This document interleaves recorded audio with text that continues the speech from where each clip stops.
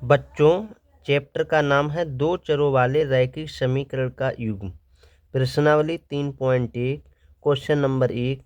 आफताब अपनी पुत्री से कहता है, 7 वर्ष पूर्व मैं तुमसे 7 गुनी आयु का था। अब से 3 वर्ष बाद मैं तुमसे केवल 3 गुनी आयु का रह जाऊंगा। इस स्थिति को बीजगणितीय एवं ग्राफीय रूप में व्यक्त कीजिए। बच्चों, इस तरीके का जो क्वेश्चन है वो पेपर में हर साल आता है। ग्राफ हमें निकालना आता है, पहले बीजगणितीय रूप में लिखना होता है, फिर इसके बाद हमें ग्राफ बनाना होता है। चलिए हम सवाल बहुत ही आसान तरीके से लगाते हैं, और जिसको अगर सवाल ये अच्छा लगे, जिसको समझ में आए, तो वो चैनल को सब्सक्राइब अवश्य कर लें, क्योंकि रोज़ाना एक तरफ से सवाल लगवाते हैं। चलिए, आफताब अपनी पुत्री से कहता है, तो जो वार्तालाप चल रहा है वो पुत्री और पिता में चल रहा है। तो सबसे पहले हम जो है पुत्री को मान लेंगे। माना पुत्री की आयु, माना पुत्री की आयु कितनी मान लेंगे? x वर्ष। पुत्री की आयु मान ली x वर्ष। इसके बाद देखिए, पुत्री है और पिता है, तो आफताब है, तो आफताब की आयु मान लेंगे। माना आफताब की आयु,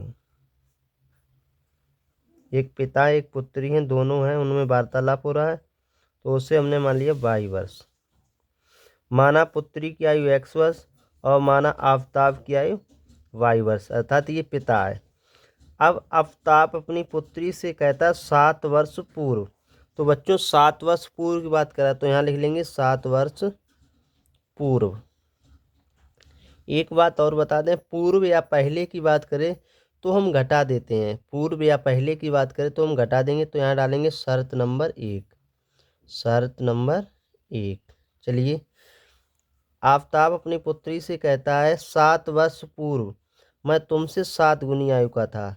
अब देखिए, शर्त नंबर 1 यहाँ से चालू हुई है, यहाँ से यहाँ तक, तो 7 वर्ष पूर्व की बात कर रहा है, तो यहाँ लिख लेंगे शर्त नंबर 1 7 वर्ष।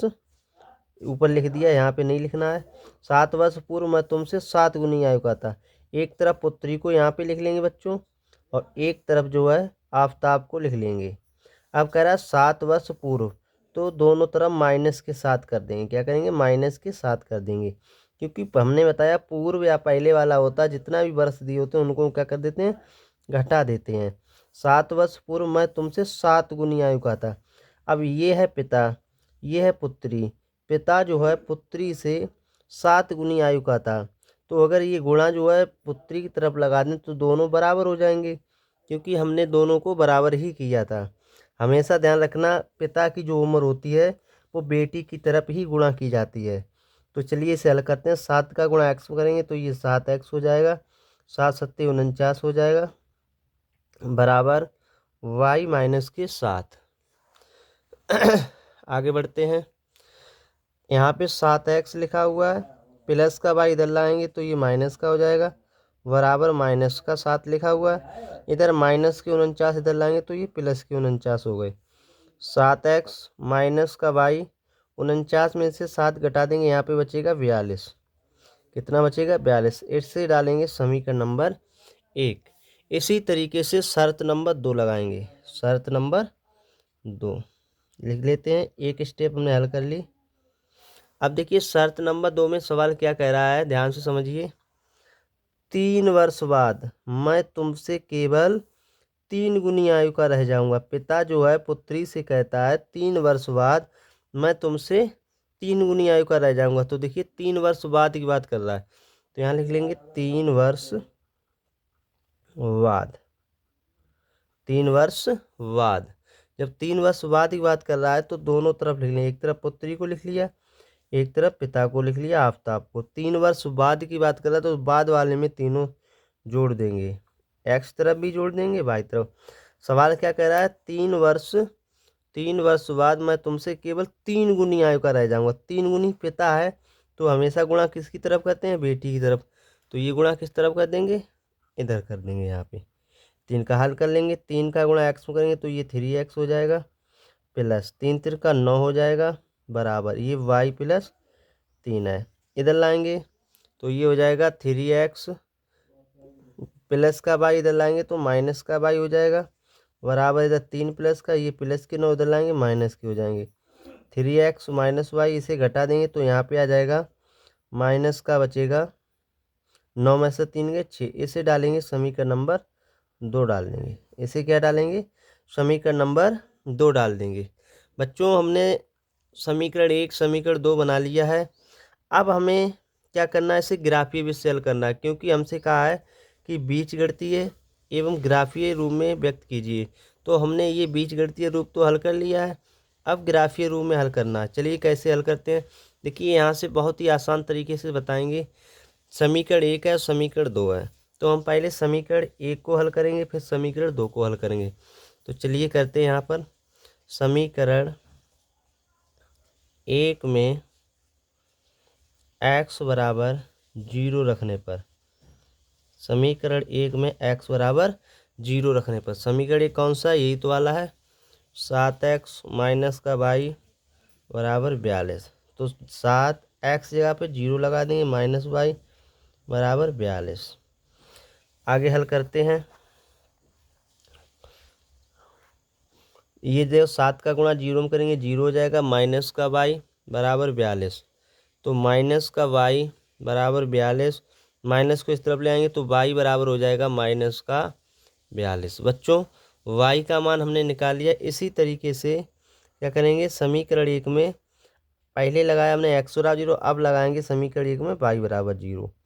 समीकरण 1 में y बराबर 0 रखने पर, क्या रखने पर? 0।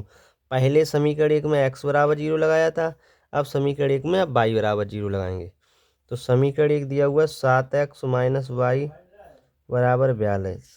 7x माइनस वाई जब 0 बराबर 42, ये 7x बराबर 42।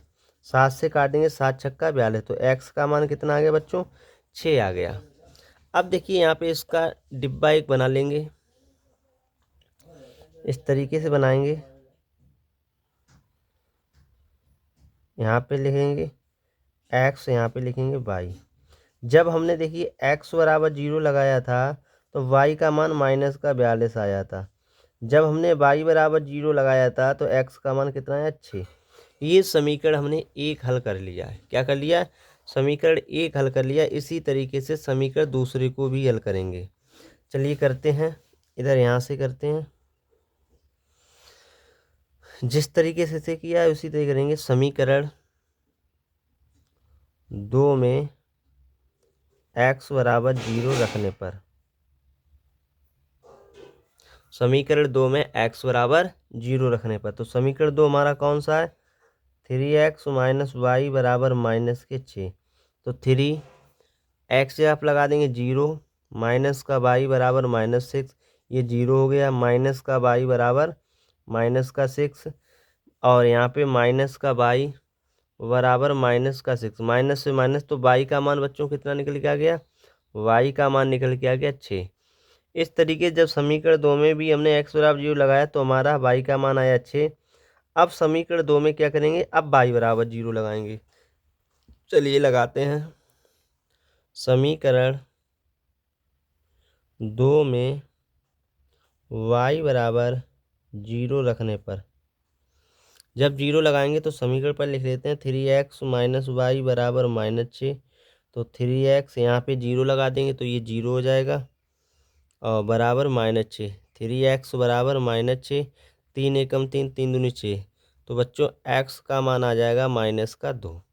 देखिए समीकरण 1 हमने ये वाला हल कर लिया, समीकरण दूसरा वाला ये और ये हल कर लिया, तो इसका भी एक डिब्बा बना देंगे इस तरीके से, x और y। जब हमने x का मान लगाया था 0, y का मान आया 6, जब हमने y बराबर 0 लगाया तो x का मान माइनस का 2 आया। अब सवाल में हमें केवल इन्हीं डिब्बों को देख के हल करना है, क्योंकि इन्हीं से ही सवाल आया, तो हम एक ग्राफ बना लेंगे यहीं पर। चलिए छोटा सा ही बनाते हैं, केवल हमें समझाना है तुम लोगों को। ये बन गया, यहाँ पे लिख लेंगे। देखिए यहाँ पे जो गिनती लिखने का नंबर आएगा तो ये होता है XH डाल देते हैं। ये होता है एक्स एच, ये होता है एक्स डैश एच, ये होता है वाई एच और ये होता है वाई डैश एच। जो एक्स एच और वाई एच होते हैं ये वाले प्लस के होते हैं और इधर डैश वाले जितने भी होते हैं वो माइनस के होते हैं। तो यहाँ पे हम जो गिनती लिखेंगे वो 6 का पहाड़ा लिखेंगे, 0, 6, 12 और 18, 24, 30, 36 और 42। इधर भी लिख लेंगे 6, 12, 18 और 24, 30, 36 और 42। इसी तरह इधर वाले जितने भी होंगे वो माइनस के होंगे। कैसे होंगे? माइनस के होंगे। इसी तरीके से इधर लिख लेंगे 6, 12, 6 तो लिखा हुआ है, यहाँ 12 लिखेंगे, 12, 18, 24, 30, 36 और 42। इसी तरह लिखेंगे 6 तो लिखा हुआ है, 12, 18, 24, 30, 36 और 42। इधर वाले बच्चों माइनस के होंगे। अब देखिए, अब इसी डिब्बे से समझिए, पहले x का मान कितना है? 6 है। तो यहाँ पे देखें x का मान +6 कहाँ पे? ये वाला है। तो यहाँ पे बिंदी रख देंगे। y का मान देखेंगे, y का मान -42 है। तो -42 देखिए यहाँ पे बन रहा है, ये वाला। तो एक ये रेखा हमारी हो गई, ये खींच दी। इसी तरीके से दूसरा वाला देखेंगे, x का मान -2 तो लगभग यहीं पर कहीं पर होगा, ये वाला। और y का मान जो है वो y का मान 6 है प्लस का, तो सॉरी माइनस का, x का मान -2 तो इधर होगा और y का मान +6 तो वो इधर होगा। तो दूसरा वाला जो ग्राफ है वो इस तरीके से बनेगा। बच्चों जिस तरीके से हमने चित्र बनाया है, अच्छे तरीके से समझाया है,